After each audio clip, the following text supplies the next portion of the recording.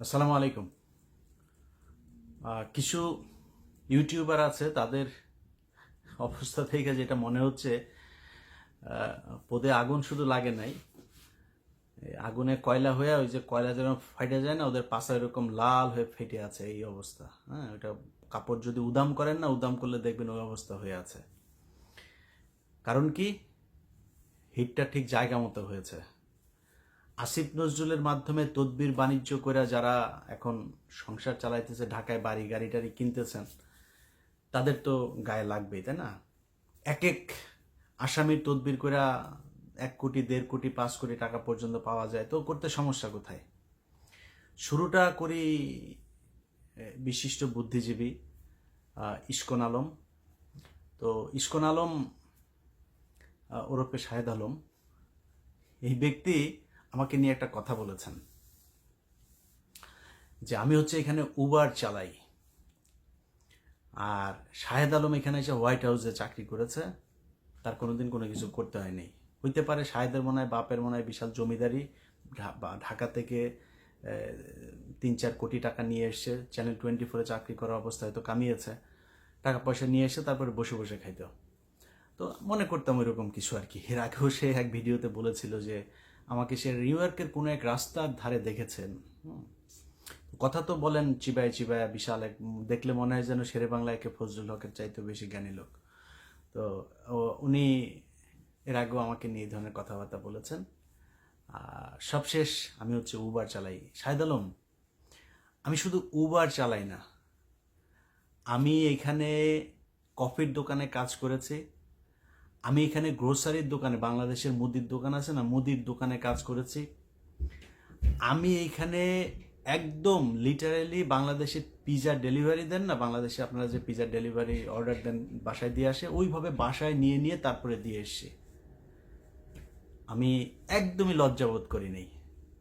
আপনি আমার Uber driver বললেন আর কি বললেন, একদম লজ্জা করি নাই, লজ্জা, কিন্তু লজ্জা পাইতাম যদি আপনি যেটা করেছেন সেটা করতাম। এখন আপনি কি করেছেন সেটা একটু জানানো দরকার না?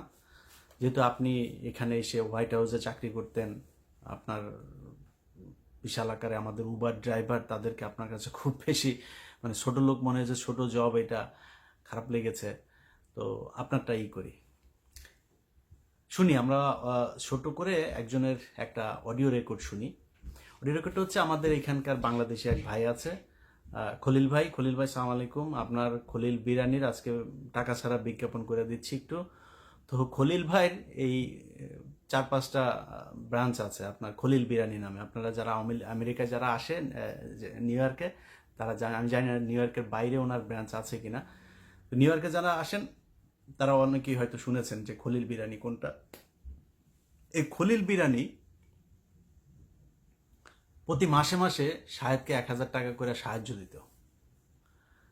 তো সাহায্য দিত যে, এই সাহায্য দেওয়ার বিষয়টা আমি তার ফোন করলাম, ফোন করে জিজ্ঞেস করলাম, ভাই কি অবস্থা? হ্যাঁ, কথা বলতে বলতে শুনি, তার বক্তব্যটা শুনে তারপরে আপনাদের সাথে আবার আলোচনায় ফিরি। আপনার এই যে আপনারা কি মানে এমনিতে সাংবাদিকদের জন্য কোনো বাজেট টাজেট আপনাদের নাই নাকি? আছে আছে, বাজেট থাকবে না কেন? সাংবাদিকদের বাজেট অবশ্যই আছে। কিরকম আছে একটু বলেন তো বস। এই যে সব মিলে তো ভালোই বাজেট দিই। এখন ওই যে সবাই বরাদ্দ দিতে যে মানে আসলে গুণী আর মানি এরম না, আমার হয়ে গেছে কি গড়ে হলেই বল, সবাই ভাগ করে দিতে যে কারো দেখা যাচ্ছে মানে প্রাপ্ত অধিকারও দিতে পারি না, আবার দেখা যাচ্ছে কারো বঞ্চিত করি না, এরকম। প্রায় 10 বছর হয়ে গেল আপনি আমার একদিনও কোনো টাকা পয়সা কিছুই দিলেন না ভাই, এটা হইলো একটা? এটা আসলে লজ্জাস্কর। সবাইরে দিছি, আপনার সঙ্গে মানে শাহেদ আলম থেকে শুরু করে সবাইরে চেষ্টা করি যে কম বেশি হেল্প করার জন্য। শাহেদ ভাইরে কিরকম কি দেন? ওরা দিতাম প্রায় 1,000 টাকা দিতাম ওরে, মানে প্রতি মাসে? হ্যাঁ হ্যাঁ। তো ওইটা ওর ছিল সর্বোচ্চ বরাদ্দ। আর এমনি দেখা যাচ্ছে এক একজনের এক এক রকম মাসে। শাহেদ আলমের বরাদ্দ এত বেশি থাকতে কারণ কি? ও আবার ওই দেখা যাচ্ছে দুই দিক থেকে, ওই সময় ফ্যামিলি নিয়ে আসছে একটু সমস্যা, প্লাস হলো দেশি মানুষ, সাতক্ষীরার, আমার বাড়ি যশোর। এই হচ্ছে আমাদের শাহেদ আলম। শাহেদ আলম এখানে হোয়াইট হাউসের বিশাল বড় চাকরি করতে, টাকা পয়সা কোনো সমস্যা নাই। সে বলে থাকে বিভিন্ন মানুষের কাছে, ইদানিং আবার বলে যে তার বউ বিশাল বড় এক চাকরি করে। শাহেদ আলম, তোমার বউ কি চাকরি করে? ওই টাকা দিয়া 4টা পোর্শ, এই পোর্শ একটা, তারপর পোর্শের পরে হচ্ছে আপনার মার্সিডিজ একটা, একটা টেসলা, আর একটা কি গাড়ি আছে, টোটাল 4টা গাড়ি তার। সে আমাদের সাথে, এই মুশফিক ভাই যেদিন দেশে যায় সেদিন ওয়াশিংটনেও তার সাথে গিয়েছিলাম। সেখানে গিয়ে বসে সে আমাদের সাথে এসে বলছিল তার প্রায় $2200 শুধু ইন্স্যুরেন্সেই খরচ যায়। তো বিশাল বড় লোকই এক ভাবসাব। তো বড় লোকিটা টাকা পয়সাটা আসলো কোথেকে জানেন? ইসকন নিয়ে আমি প্রথম পর্ব করলাম। সেই ইসকনের কাছ থেকে মাল খায়া তারপরে সে এখানে বাড়ি টাড়ি করে এখন কয় তার বউ। তোর বউয়ের কোথায় কোন ইনকাম, তোর বউয়ের ট্যাক্স ফাইল দেখাইতে বল।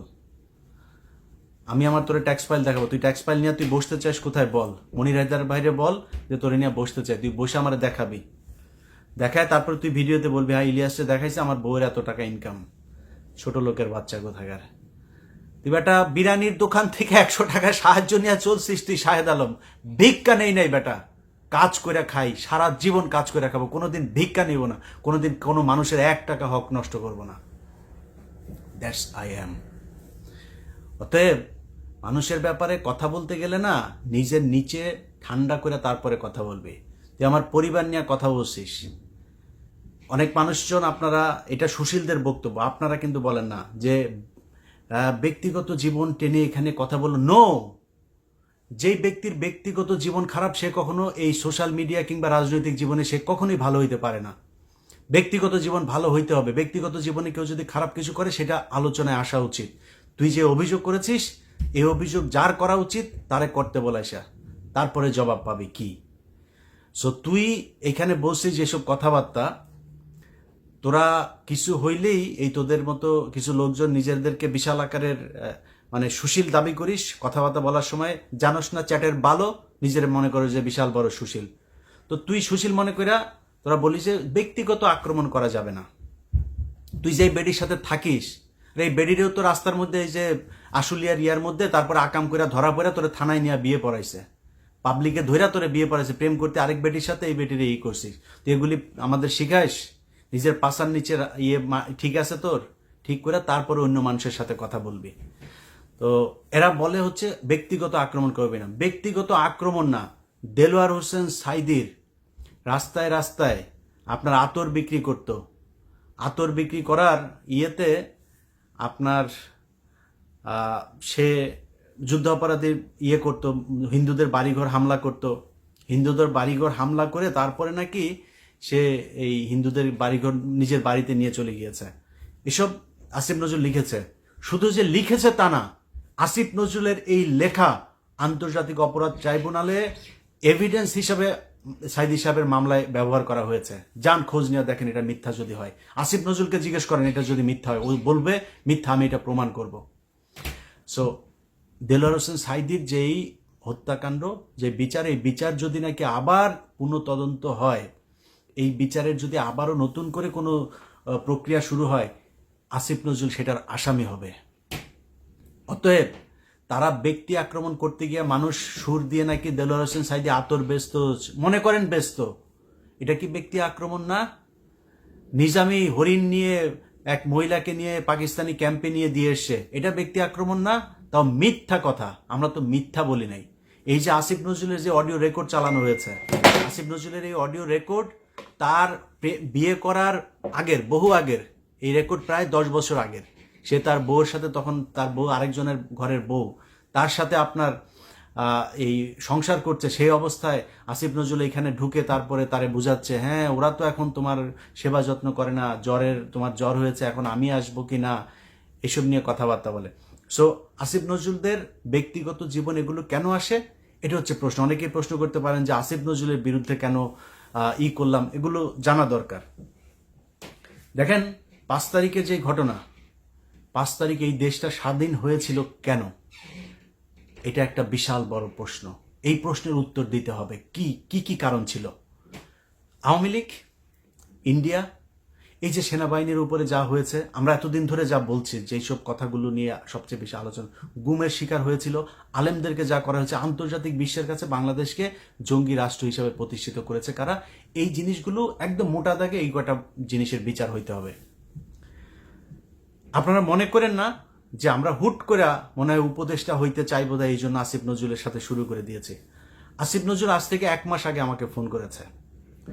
আমরা যখন মাহমুদুর রহমান ভাই দেশে গেল, দেশে যাওয়ার পরে আমরা মাহমুদুর রহমান ভাইকে যখন সে জেলে ঢুকাইলো আইন দেখায়া, তখন আমরা এটা নিয়ে ব্যাপক সমালোচনা করেছি এবং ওইদিন খুব কঠোর ভাষায় আসিফ নজরুলকে নিয়ে কিছু কথা বলেছিলাম এবং তারপরে হুমকি দিয়েছিলাম যে তার কিছু অডিও রেকর্ড, এই অডিও রেকর্ড কিন্তু আমার কাছে সবার আগে আসে, আমি ছাড়ি নাই এটা। তো সে এটা জানতে পেরেছে। কিভাবে জেনেছে? আমি এটা পাঠিয়েছিলাম আবার আরেকজনকে। তো পাঠানোর পরে সে আবার তাকে জানিয়েছে যে ভাই এই ব্যাপার, তাকে সাবধান করার জন্য যে আপনার বিরুদ্ধে কিন্তু এই চলছে, আপনি কিন্তু এটা করেন না, আপনি কিন্তু ভাই আমাদের করেন, সাবধানে চলেন, আপনার ট্যাপে ট্যাপে ফেলতে পারে, সো একটু সাবধানে চলাফেরা করেন। তারা সাবধান করে দিয়েছে। নাম বলে দেই, কনক সারোয়ার। আমি কনক ভাইকে পাঠাই, কনক ভাই দেখেন এই দেখেন তার ব্যাপারে কি সব অভিযোগ। তখন কনক ভাই আমাকে বলল যে দরকার নেই এগুলি নিয়ে এখন, নিজেদের ভেতরে এগুলি কি, যে অনেক আগে প্রেম করতো, পরকিয়া করতো, এগুলি এখন বলে লাভ কি। তো কনক ভাই তাকে সাবধান করে। দেখেন মানে আমি বিষয়গুলো বলছি কেন, বোঝানোর জন্য যে আমরা কতটা মানে প্রক্রিয়ার মধ্য দিয়ে যেতে চেয়েছিলাম। এরপরে সে ফোন করলো। ফোন করার পরে আমি বললাম, আমার বললো যে ইলিয়াস কি হয়েছে ভাই, আপনি আমার পিছনে কেন লাগলেন ইলিয়াস, এই সেই, হ্যাঁ সুন্দর করে কথাবার্তা বললো। তো আমি ফোন করেছে, যেহেতু ফোন আবার করেছে বলি, ধরেন মনির হায়দার ভাই তার বাসায় গিয়েছে, মনির হায়দার ভাইয়ের নাম্বার থেকে তারপরে তাকে ধরিয়ে দিয়েছে যে ইলিয়াস আসিফ ভাই কথা বলবে। তো আমি নিয়ে কথা বললাম।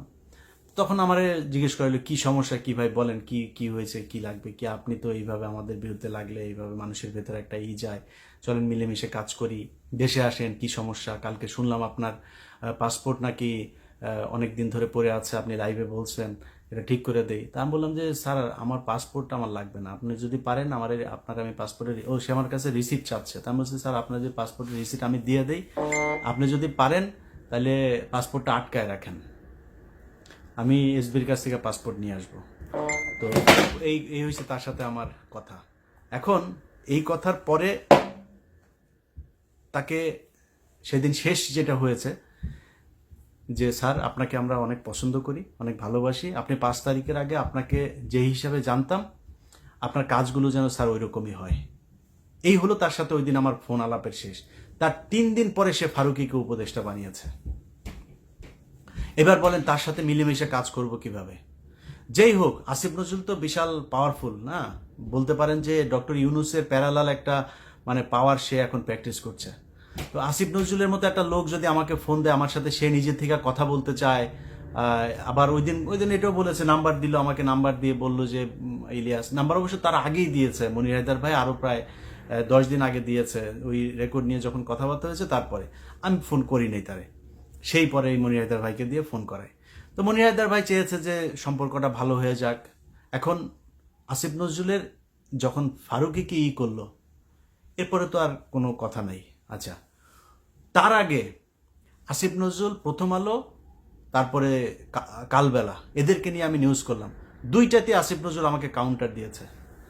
ভাই অনেক মানুষজন আমাকে ফোন করে বলেছেন, অনেক পলিটিশিয়ান, সবার আগে মাপ চাই, আমি জামাতের আমিরের কাছে মাপ চাই, ওনাকে আমি খুব সম্মান করি, উনি আমাকে না করেছিলেন দ্বিতীয় পর্বটা দিতে, কিন্তু মাননীয় আমির আসলে আমার কিছু করার ছিল না, কারণ এই বিষয়টা মানুষকে জানানো দরকার ছিল। আসিফ নজরুলের প্রথম পর্ব যাওয়ার পরে অনেকেই বলেছে যে এটা কাল্পনিক, এটা বর্ণনা, এই বর্ণনার মধ্যে কোনো প্রমাণ নাই, তখন তথ্য প্রমাণ সহ দিলাম দ্বিতীয় পর্ব, এটা দেওয়া দরকার ছিল তাই দিলাম। এর বাইরেও বিপি নুরুল হক, নূর সহ আরো অনেক পলিটিশিয়ানরা ফোন দিয়েছেন, ভাই এগুলো নিয়ে এখন আলাপ না করলে হয় না। তো আমি তাদেরকে একই কথা বলছি, আমি কিন্তু যা কথা বলছি আমি সোশ্যাল মিডিয়াতে আমার এই রেকর্ড থাকবে, সো আমি সব কথার জন্য দায়িত্ব নিয়ে বলছি।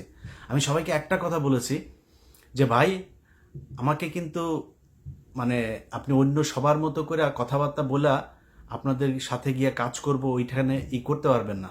আমার কয়েকটা পয়েন্ট আছে, ওই পয়েন্ট যতদিন না হবে, যদি তারেক রহমান গিয়েও যদি আমার এইটার বিরুদ্ধে করে, আমি তারেক রহমানের বিরুদ্ধে কথা বলবো। অতএব সেটা কি, সেটা হচ্ছে বিডিআরের জওয়ানদের সবাইকে ছাড়তে হবে। বিডিআর এটা নিয়ে হত্যাকাণ্ডের বিচার হইতে হবে। 21শে অগস্ট গ্রেনেড হামলা, এটা বিএনপির তারেক রহমান সহ সবাইকে অব্যাহতি না, ওই মামলার পুনঃ তদন্ত হইতে হবে, ওইটা নতুন মামলা হবে। এটা কারা করেছে সেটা আমাদের জানা দরকার। আমি তারেক রহমানের কাছে অনুরোধ থাকবে, আপনারা এটার অনুসন্ধান করেন। আপনিও জানেন এটা কারা করেছে, আমার কাছে ওটার সব তথ্য প্রমাণ আছে, আমি সেটা নিয়ে কাজ করছি। এই কয়েকদিনের ভেতরে ওটার ভিডিও দেখবেন আপনারা। অতএব আপনি 21শে আগস্ট বিডিআর হত্যাকাণ্ড, তারপরে উদিচি, নারায়ণগঞ্জ বোমা হামলা, যেই ঘটনা, শাপলা চত্বরে যে হত্যাকাণ্ড, এগুলো সব বিচার হইতে হবে খুব দ্রুত। এটার ব্যাপারে কমিশন গঠন করে এগুলোর ব্যাপারে কাজ করতে হবে। আজকে 2024 সালের ডিসেম্বর মাস, আমি বাংলাদেশের মানুষের সামনে ভিডিওতে বলে যাচ্ছি, বিডিআর হত্যাকাণ্ড নিয়ে কমিশন গঠন করবে না তারা। অতএব এই যে মানে আপনার কোনো কিছুই যে হচ্ছে না, মানে ইন্ডিয়ার ব্যাপারে সব জায়গায় চুপ, সব কিছুতে কাজ চলছে, এটা চলছে, ওটা যে ইন্ডিয়ার ব্যাপারে সব কিছু চুপ। বিডিআরের জওয়ানরা এখন পর্যন্ত জেলখানায় কেন থাকবে, কাকে খুশি করার জন্য? এটার জবাব আসিফ নজরুলকে দিতে হবে। তো সব এই রাজনীতিবিদ থেকে শুরু করে যারা যারা ছিল সবাইকে আমি এক কথাই বলেছি যে ভাই, আমি আসিফ নজরুলের প্রতি আমার ব্যক্তিগত কোনো ক্ষোভ নাই, আমার রক্তের গ্রুপ কিন্তু ইন্ডিয়া নেগেটিভ। সো আমি ইন্ডিয়ার ব্যাপারে কোনো কম্প্রোমাইজ করবো না। ইভেন শেখ হাসিনাকে যদি আমি প্রমাণ পাই, তথ্য পাই, ওটা দেওয়া সম্ভব না, ফেরাউন ওইটার হেদায়ত হওয়ার দিন শেষ। কিন্তু সে কথার কথা বলছি, শেখ হাসিনাকে যদি প্রমাণ পাই ও ইন্ডিয়ার বিরুদ্ধে কাজ করছে, আমি শেখ হাসিনার পক্ষে কাজ করব। এটা শেখ হাসিনা ক্ষমতায় থাকতে বলতাম, এখনো বলছি। অতএব আমার সমস্যা হচ্ছে ইন্ডিয়া। এই দেশের যত সমস্যা, সব সমস্যার মূল হচ্ছে ইন্ডিয়া। যত কিছু সমস্যা, সব সমস্যা ইন্ডিয়া বাধায়। অতএব তাদের এটার বিচার করতে হবে। কারা কারা, কোন কোন সেনাবাহিনীর অফিসার, সেনাবাহিনী এদেশে বিচারের উঠছে না, তাদের বিচার করতে হবে। কোন কোন সেনাবাহিনীর অফিসার এই গুমের সাথে জড়িত ছিল? শুধুমাত্র জিয়াউল হাসান আর ওই ক্যাপ্টেন সোহেল, এই দুইজন সব হত্যাকাণ্ডের সাথে জড়িত না, আরো অনেকে আছে, তাদেরকে ধরতে হবে।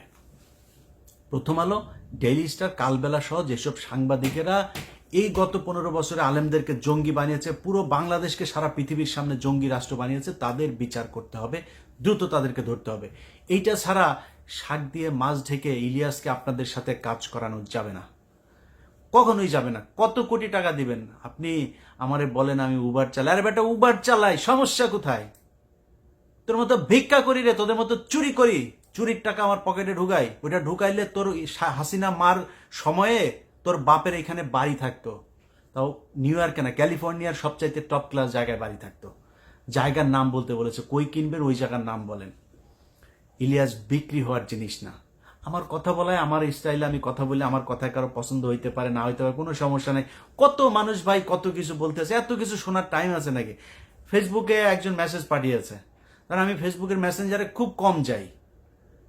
একজন মেসেজ পাঠিয়েছে, হঠাৎ করে দেখি যে মানে শেষ মেসেজ মানে বিশ্রী গালাগালি করেছে, এটা মুখে উচ্চারণ করছে না, বিশ্রী গালাগালি। কিরে ভাই, আমার ফেসবুক ফ্রেন্ড গালাগালি করলো কে? একটু উপরে যায় দেখি সে আরো প্রায় মানে 1-1.5 বছর ধরে আমার বিভিন্ন সময় মেসেজ পাঠায়। আমি আসলে মেসেজ তো চেক করার সময় পাই না ভাই, আমার এত মানে সময় নাই। এখন আমি কি করবো? আপনি আমার কাছ থেকে জোর করে যদি মনে করেন একজন ফোন করেছেন আমি ধরতে পারিনি, একজনের সাথে ফোন করে ভাই আপনাকে একটু পরে কল দিচ্ছে, বা একজনের সাথে কথা বলছে, আরেকজনকে বলছে, আরেকজন কল করেছে আরেক ফোনে, হচ্ছে ভাই একটু পরে কল দিচ্ছি, ওনার সাথে 1 ঘন্টা কথা বলেছে, ভুলে গিয়েছে এর আগে কে কল করেছে, আমি কল করতে পারিনি। এইটুক কমন সেন্স থাকার দরকার যে আমার মতো একটা জায়গায় বসে অনেক গুরুত্বপূর্ণ মানুষজনের সাথে কথা হয়, অনেক গুরুত্বপূর্ণ কাজ করি, একা মানুষ। অতএব আমার ব্যস্ততার বিষয়টা আপনার মাথায় একটু থাকা উচিত। সেই ব্যক্তি আমাকে আগে মেসেজ পাঠিয়েছে, ভাই আপনাকে অনেক ভালোবাসি, ভাই আপনার সাথে কথা বলতে চাই, ভাই প্লিজ ফোনটা একটু রিসিভ করেন, প্লিজ একটু মেসেজটা রিপ্লাই দেন। সব শেষ লিখেছে, যা জঘন্য গালাগালি সব দিয়েছে। আমার দোষটা কি বলেন তো? আমার দোষটা ওই লোকের মেসেজ আমি দেখি নাই, ওই লোককে আমি মেসেজ রিপ্লাই দেই নাই, এটাই হচ্ছে দোষ। এরকম কত মানুষ কত দিক থেকে কত কিছু। ভাই আমি তো পলিটিক্স করব না, আমি বিপ্লব করতে এসেছি। এখানে যেটা করি না এটা বিপ্লব করি। এই দেশের মানুষকে যে কোনো পরিস্থিতিতে, যে কোনো খারাপ পরিস্থিতি বলেন, ভালো পরিস্থিতি বলেন, যেই পরিস্থিতিতেই হোক, এই দেশের মানুষকে সব সময় ভারতের বিরুদ্ধে সজাগ রাখার জন্য যা প্রয়োজন সেটা করব। অতএব আমাদেরকে কেনা যাবে না। এখন আপনারা যদি কিনতে না পাইরা তারপরে যদি নাকি আমাদের বিরুদ্ধে যা মনে চায় তাই বলেন, কিছু করার নাই তো। আপনি যদি আজকে ধরেন একটা জিনিস, আপনার সাথে আমার মানে মতের পার্থক্য থাকতে পারে, সেই মতের পার্থক্য থাকার কারণে যদি নাকি কেউ মনে করে যে আপনি আমার বিরুদ্ধে কথা বলবেন, আপনি আমাকে যা মনে চায় তাই করবেন, কিছু করার নাই তো। কিছু করার আছে? আপনি আমার বিরুদ্ধে 2টা ভিডিওতে কথা বললেন, ভাই আমার যদি কোনো কিছু খারাপ থাকে বলে দেন, সমস্যা নেই। কিন্তু একটা জায়গায় মাথায় রেখেন, আমাকে বিএনপির লোক বলে এ হইলো শিবিরের লোক, আর শিবিরের লোক বলে ও হইলো বিএনপির লোক। আমার আওয়ামী লীগ বলে না কিন্তু কেউ। আমার বলে আমি উবার চালাই, কিন্তু আমি অসৎ এটা কিন্তু বলে না। আমার অনেক অবৈধ টাকা আছে এটা কিন্তু বলে না। That's what I want. অতএব আপনি আমারে যদি মনে করেন আমারে খারাপভাবে উপস্থাপন করছেন, আপনি ইনডিরেক্টলি আমাকে উপকার করছেন। আপনার আছে না, 2 টাকায় বিক্রি হওয়া, তোর মাসে মাসে বিরিয়ানির থেকে ভাগ নেওয়া, শাহেদ তোর বাপ ইশরাককে যা জিজ্ঞেস কর, তোর ইশরাক বাপেকে যা জিজ্ঞেস কর, ভাই ইলিয়াসের কোভিডের পরপর আপনাকে করছিল, গেছিলেন, যা চেয়ারম্যান মহোদয় বলছিল যে ইলিয়াস বোধহয় সমস্যায় আছে, তো ওরে একটু দেখে টেকে আইসো। তো চেয়ারম্যান বলছে যেহেতু ইশরাককে, উনি আসছেন আমার সাথে দেখা করতে, যে ইলিয়াসের সাথে যেন দেখা করে আসি। তো ইশরাক ভাই মনে করছে যে ইলিয়াস ভাইয়ের সাথে দেখা করে কি করবো, তো ইলিয়াস ভাইয়ের একটু উপকারও করে যায়, একটু আর্থিকভাবে কিছু যদি লাগে। তো ইশরাক ভাই টাকার খাম একটা নিয়ে আসা মানে ভালোবাসা, যা বলছে এটা কিন্তু কোনো অভিযোগ করছে না, ভালোবেসে তারপরে ইশরাক ভাই এসে বলছে, ইলিয়াস ভাই আপনি তো নানান সমস্যার ভিতরে আছেন, তো করেন, এটা রাখেন। তোর বাপেরে যা জিজ্ঞেস কর, তোর বাপ দিতে পারছে কিনা, যা তোর ইশরাক বাবাকে গিয়া জিজ্ঞেস কর, ভিডিওতে কথা বলছে। তোর বাপকে এত সহজে কিনা যায় না, অনেক কষ্ট করে থাকে এইখানে, যদি প্রয়োজনে এখানে বহুত টাকা লোন হয়েছে, আস্তে আস্তে শোধ করেছি, সেটা আবার দাঁড়িয়েছি। উবার চালায়া, কফি বিক্রি করা, পিজা ডেলিভারি দিয়া, অনলাইন বিজনেস করা, ইউটিউবে টাকা দিয়া, নানানভাবে করেছে। আল্লাহ যেইভাবে রেখেছে না, অনেক আলহামদুলিল্লাহ ভালো আছে। তো তুই মানুষের নিয়ে কথা বলতে গেলে ধর এই যে মানে ভিক্ষা করা, আর যদি নাকি কি বলে কাজ করে খাওয়া, এটারে নিয়ে যদি নাকি তুই মানুষের ভুল বুঝাইতে চাস, মানুষ তো বুঝবে না। এখন মানুষ কেন আমাকে বিশ্বাস করে, মানুষ কেন আমার ভিডিও দেখে, মানুষ কেন সব আমাকে সাপোর্ট করে, আসিফ নজরুলকে সাপোর্ট করে না, এরা এখন মানুষের বিরুদ্ধে লাগছে যে সব মানুষ হচ্ছে মূর্খ, ওই আর মাসুদ কামাল আর ওই জাহেদ আর হইলো গোলাম ময়লা রনি, এই 4-5 জন হইলো গিয়া, আরেক চাঁদাবাজ আছে 2টা, ওই 2 চাঁদাবাজ, এগুলি বিভিন্ন ফ্যাক্টরি থেকে সমানে চাঁদা খাইছে। আরে বেটা, আমেরিকায় থাকিস, কানাডায় থাকিস, তোর পোলাপাইন হবে 2 দিন পরে, তোর এটির চিন্তা নাই? এদের পেটের মধ্যে যে এগুলি ঢুকাইতেছিস, এটা তো বের হবে। তোদের মতো এরকম এই ধরনের এই সোকল্ড এই টাকা পয়সাওয়ালা লোকজনের পোলাপান রে, ওই ঢাকা যখন কিনা 21 টিভিতে চাকরি করতাম, তখন মা দিবস, বাবা দিবস এগুলোতে যাইতাম বৃদ্ধাশ্রমে, সব তোদের মতো পয়সাওয়ালা লোকের পোলাপান থাকে। আমাদের মতো যারা গরিব মানুষ না, তাদের পোলাপান কোনোদিন, রিক্সাওয়ালার পোলাপান কোনোদিন বৃদ্ধাশ্রমে পাঠায় না, তোদের মতো পয়সাওয়ালা পোলাপানে, কারণ ওই পয়সা ইনকাম করা হয়েছিল অবৈধ পথে। একটু হিসাব করে দেখ, সারা দেশের ভেতরে আওয়ামী লীগ যা করেছে, যেই লুটপাট করেছে, তাদের টাকা পয়সা এখন খাওয়ার মানুষ নাই। বস্তায় বস্তায় টাকা দিচ্ছে, ঘুষ বস্তায় বস্তায়, গাড়িতে করে টাকা নিচ্ছে, সেনাবাহিনীর কিছু অফিসার গাড়িতে করে টাকা নিচ্ছে। খোঁজ নিয়ে দেখ, বাড়ির ভেতরে পুরা নিচের আন্ডারগ্রাউন্ড পুরাটা ডলার, এই ওই কারেন্সি টাকা, এইভাবে সব করা রয়েছে। টাকা একদিনে সরাইতে পারতেছে না, সময় নিয়ে 1 দিন 2 দিন 3 দিন অল্প অল্প করে সে টাকা সরাচ্ছে। যা খোঁজ নিয়ে দেখ, টাকা দিয়ে করবে কি? আরে বেটা, সম্মান আর টাকা সবকিছু একসাথে পাওয়া যাবে না। এখন পাবলিকের বিরুদ্ধে লাগছিস, পাবলিক হলে গিয়ে সব অসহায়, গরিব, পাবলিক মূর্খ, পাবলিক সবই ভয়ঙ্কর জিনিস। মাননীয় প্রধান উপদেষ্টা, আপনাকে বলি, আপনার প্রেস সেক্রেটারি তার কমেন্ট অপশন বন্ধ করে রেখেছে ফেসবুকের। This is symptom of Awami League fascism. অতএব ওরে বললেন যে যেদিন জনগণের ভয়ে কমেন্ট অফ করতে হবে, সেদিন ইলিয়াস মানে পুরানা 100% আসিফ নজরুলের ফেসবুকে যায়, ইউটিউবে যায়, যান কমেন্ট পড়েন, আর আমার কমেন্ট পড়েন। আমি যেদিন দেখব মানে 100 বা 50% না, 30% মানুষ যেদিন আমাকে নিয়ে গালাগালি করবে, আমাকে যেদিন বাজে কমেন্ট করবে, আমার বিরুদ্ধে যাবে, সেদিন আমি ইউটিউবে ফেসবুকে থাকবো না। আমি বুঝবো যে সামথিং ওয়েন্ট রং। অতএব আমাকে এখান থেকে লিভ নিতে হবে, আমি ঠিকমতো পারছি না। সো আপনি যেটা বলছেন, আপনাদের অনেকের যারা কিনা মানে এই মাসুদ কামাল আর জায়েদ টেকদের মতো উপদেষ্টা হওয়ার জন্য আসিফ নজরুলের জাঙ্গা ধরে একটু কামড় দিয়া চিপ দিয়া জাঙ্গার নিচের ঘাম টাম খাওয়ার জন্য বসে আছেন, আপনাদেরকে বলবো যে আপনারা ওগুলি করতে থাকেন। কিন্তু অন্য মানুষ যারা কিনা আমাকে আরো আমার পক্ষের মানুষজনও তো আছেন, তাদের অনেকেরও আমার সাথে ফোনে বা তারাও সোশ্যাল মিডিয়াতে কথা বলে, আমি কাউকে বলি নাই, একজনকেও বলি নাই যে আমার পক্ষে আপনি একটা ভিডিও বানাই দেন, আমার পক্ষে কাউকে বলি নাই। তো তাদেরকে বলবো, যারা আসলেই গঠনমূলক সমালোচনা করতে চান তাদেরকে বলবো যে ভাই, আমি ব্যক্তিগত আক্রমণের জন্য এখানে আসি নাই। ব্যক্তিগত আক্রমণ তারা করেছে, তাদের ব্যক্তিগত আক্রমণে এই গেল 15 বছর খালেদা জিয়ার বিরুদ্ধে ব্যক্তিগত আক্রমণ হয় নাই। কিছুক্ষণ আগে শুনছিলাম তারেক রহমান বমির উপরে পড়েছিল, মেরে কোমর ভেঙে তারপরে বমির উপরে ফেলে রাখা হয়েছিল, তাকে তো মেরে ফেলার জন্য চেষ্টা করা হয়েছিল। এটা কি আক্রমণ? তারেক রহমান কি প্রতিষ্ঠান, কোম্পানি? খালেদা জিয়া কোম্পানি যে ফ্যাক্টরি, তারা নিয়ে যা ইচ্ছা তাই বলা যাবে? কি বলে নাই সেটা বলেন। খালেদা জিয়ার চরিত্র থেকে শুরু করে অর্থনৈতিক 2 কোটি টাকার এতিমের টাকা আত্মসাৎ থেকে শুরু করে কি বলে নাই সব বলা হয়েছে। ওগুলি ব্যক্তিগত আক্রমণ ছিল না? জামায়াতের নেতাদেরকে ফাঁসি দেওয়া হয়েছে তাদের ব্যক্তিগত আক্রমণে, এটার নাম ব্যক্তিগত আক্রমণ না? আমি মনে করি না, কোনোটাই ব্যক্তিগত আক্রমণ না। যারা ব্যক্তি এই পাবলিক ফাংশন করতে আসবে তাদের কোনো ব্যক্তি জীবন নাই, তাদের জীবন স্বচ্ছ থাকতে হবে, ট্রান্সপারেন্ট থাকতে হবে। এবং আমি আমার জীবন সম্পর্কে ট্রান্সপারেন্ট থাকতে চাই। আমার বিরুদ্ধে যে কোনো অভিযোগ যদি আসে, যে অভিযোগ আসুক, প্রতিটা অভিযোগের জবাব দিতে আমি রাজি।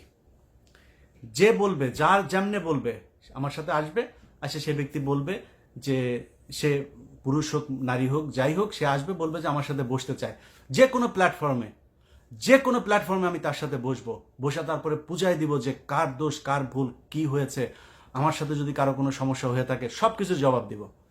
কিছু বলি না, অনেক কিছুই আছে যেগুলো নিয়ে কিছু বলার দরকার নেই, বলে লাভ কি? যে যার যার মতো থাকুক, ওগুলো নিয়ে কোনো কথা বলি না। অনেক মানুষের কাছে অনেক কথাবার্তা শুনি, অনেক অভিযোগ শুনে হাসি শুধু।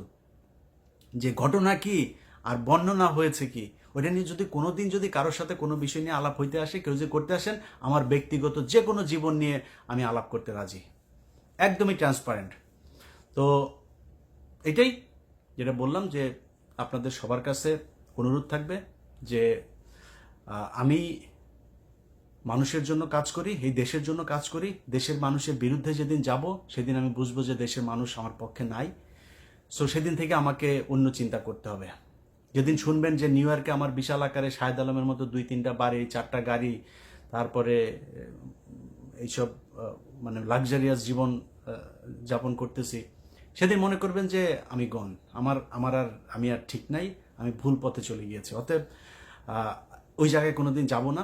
আপনাদের কাছে অনুরোধ যে উপদেষ্টাদের সাথে যে কথাগুলো বলেছি, যে বিষয়গুলো নিয়ে আলাপ করেছি, এই বিষয়গুলো আসলে আমি নিজে থেকে করতে চাইনি, তারা বাধ্য করেছে। এবং বিএনপিকেও বলবো যে বিএনপির লোকজন যারা আছেন তারা হয়তো অনেকে মনে করছেন যে আসিফ নজরুলরা হচ্ছে গিয়ে আপনাদের পক্ষে কাজ করছে, একটা ভবিষ্যৎবাণী করে যায় সব শেষে। অপেক্ষা করেন, এপ্রিল মের দিকে আসিফ নজরুলদের বিরুদ্ধে বিএনপি এবং জামায়াতকে রাস্তায় নামতে হবে, এই ভবিষ্যৎবাণীটা করে গেলাম। তো তারা কি করবে, আসিফ নজরুলরা কি করবে? আসিফ নজরুলরা এখন ইন্ডিয়ান লবিং মেনটেন করছে এবং তারা ইন্ডিয়াকে দিয়ে আপনার এই প্রশাসনের সব জায়গায় তাদের লোকজন বসাচ্ছে। সব শেষ। এই যে দুদকের যে চেয়ারম্যান বানানো হলো, জানেন কে? এই প্রথম আলোর প্রোডাক্ট। নাম বললাম না, বিএনপির সর্বোচ্চ জায়গা থেকে তাকে তদবির করা হয়েছে আরেকজনকে, বিএনপির কথা শোনা হয়নি। আসিফ নজরুল একদম সরাসরি ফাইট করে তারপরে এই মোমেন্টকে বসিয়েছে। সো তারা তাদের লোকজনকে বিশেষ জায়গায় বসাচ্ছে। অডিটের যে ডিজি আছে, অডিটের ডিজি কিভাবে এখন পর্যন্ত থাকে আমার বলেন? সব অডিটের সব কাগজপত্র তছনছ করে ফেলছে। আসিফ নজরুল নতুন এক সংশোধনী এনেছে, আন্তর্জাতিক অপরাধ ট্রাইব্যুনালের ইয়েতে সব কিছুতেই আপনার আপিল করা যাবে। মানে নর্মালি তো আপনার রায় হবে, রায় হলে তারপর আপিল, সব কিছুতে আপনি মনে করেন আপনি একজন সাক্ষী করবেন, ওনার সাক্ষ্য দিয়েছে, ওইটার বিরুদ্ধে আপনি আপিল করবেন, এই মামলা করতে 5,000 বছর লাগবে যদি আসিফ নজরুলের আইন অনুযায়ী যদি চলতে থাকেন। এগুলো সে করছে, আওয়ামী লীগকে বাঁচানোর সব কাজ সে করছে। অতএব বিএনপি এবং জামায়াত আপনাদের কাছে বলবো, আমার পক্ষে আপনাদের করার দরকার নেই। আমি দিন শেষে কে ওইটা আপনারা টের পেয়ে যাবেন। আল্লাহ যদি বাঁচায় রাখে আমার মৃত্যুর আগের দিন পর্যন্ত এটা টের পাবেন। কিন্তু আপনাদের ভেতরে লাগানোর জন্য নানানভাবে পায়তারা করবে। বিশেষ করে আমি মনে করি একজনের কথা বলে রাখি, বিএনপির নামগুলো নাই বললাম, অনেকের নাম আপনারা জানেন। জামায়াতের একজনের কথা বলি, জামায়াতের নায়েবে আমির ডক্টর তাহের, ওনাকে আমার অনুরোধ থাকবে ওনার ব্যাপারে জামায়াত যেন খুব বেশি সতর্কবান হন, কারণ এই লোক ভারতের লবিং মেনটেন করেন। সো এইরকম লোকজনদেরকে দিয়ে জামাতের সাথে বিএনপির সাথে একটা করবে। এবং তারেক রহমানের কাছে অনুরোধ থাকবে, আপনার দলের ভেতরে যারা এই ভারতের এই তাবেদার রয়ের এজেন্ট, তারা কারা কারা আপনি খুব ভালো করে জানেন। সো তাদের থেকে যত দ্রুত সম্ভব দলকে উদ্ধার করবেন। আমরা বিএনপি এবং জামাত কোনো দলেরই বিপক্ষে না, দুই দলকে আমরা একই জায়গায় চাই। তাদের রাজনৈতিক মতাদর্শের পার্থক্য থাকবে, ভিন্নতা থাকবে, তারা নির্বাচন করবে, নির্বাচন করে যে জিতে আসবে সে সরকার গঠন করবে, আমাদের কোনো সমস্যা নেই। কিন্তু ভারত এবং আওয়ামী লীগের প্রশ্নে আপনাদের কোনো ধরনের দ্বিধা বিভক্ত, এটা এই জাতির জন্য ভয়ঙ্কর রূপ বয়ে আনবে। তো সবার কাছে অনুরোধ, আপনারা আশা করি এই মেসেজ আসিফ নজরুল ওনার কাছে জানায় দিবেন যে আসিফ নজরুল ইলিয়াস হুসাইন কোনো ব্যক্তি আক্রমণ, কোনো ব্যক্তি আক্রোশের জন্য আসিফ নজরুলকে কিছু বলে নাই। আসিফ নজরুলকে যা বলেছে সেগুলো আবারও চেয়ে শেষ করি। বিডিআরের জওয়ানদেরকে জানুয়ারির 9 তারিখে শুনানি আছে, ছেড়ে দিতে হবে। 2-4 জনকে না, সবাইকে। যতটুকু শুনলাম কয়েকজনকে ছাড়ার জন্য তারা পদক্ষেপ নিয়েছে। যারা মূল ঘটনা জানে বিডিআরের, তাদেরকে তারা ভেতরে রেখে আটকে রাখার আরও চেষ্টা করছে। সবাইকে ছাড়তে হবে, এই মামলা খারিজ করতে হবে, এই মামলা পুরো খারিজ করতে হবে। নতুন মামলা হবে, বিডিআরের হত্যাকাণ্ড নিয়ে নতুন কমিশন তৈরি হবে, এবং সেই কমিশনে অবশ্যই যারা গুম ছিল, কর্নেল হাসিনুর রহমান, সুমন ভাই, তারপরে ওই যে শোয়েব ভাই, তারপরে ওইদিকে যারা আছে, এদেরকে এটার সম্পূর্ণ ক্ষমতা দিতে হবে। কারা কারা এগুলো করেছে। এখন সেনাপ্রধানের পাশের ওই মেজর জেনারেল, ওই লেফটেন্যান্ট জেনারেল, এরা না, এদেরকে দিয়ে ওই কমিশন হবে না। যারা গুম ছিল তাদেরকে দিয়ে করতে হবে এই কমিশন। যেই সব পরিবার, আলেমদের যাদের গুম করে রাখা হয়েছিল, তাদের পরিবারকে জঙ্গি নাটক সাজিয়ে হত্যা করা হয়েছে, তাদের পরিবারের কাছে ক্ষমা চাইতে হবে, তাদের পরিবারকে ক্ষতিপূরণ দিতে হবে। ওই ঘটনাগুলোর আলাদা আলাদা তদন্ত হইতে হবে। প্রথম আলো, ডেইলি স্টার, কালবেলা সহ যেই সব পত্রিকা, টেলিভিশনের সাংবাদিকরা এখনো পর্যন্ত দোষরদের হয়ে কাজ করছে, আগে কাজ করতো, এখনো কাজ করছে, হত্যা মামলার আসামি, তাদেরকে খুব দ্রুত গ্রেপ্তার করতে হবে। ছাত্ররা যারা আহত আছে এখন পর্যন্ত, তাদের সর্বোচ্চ চিকিৎসা দিতে হবে। যারা মারা গিয়েছিল 5 লাখ টাকার খয়রাতি না, তাদেরকে 5 কোটি, অন্তত 1 কোটি টাকা তাদেরকে দিতে হবে।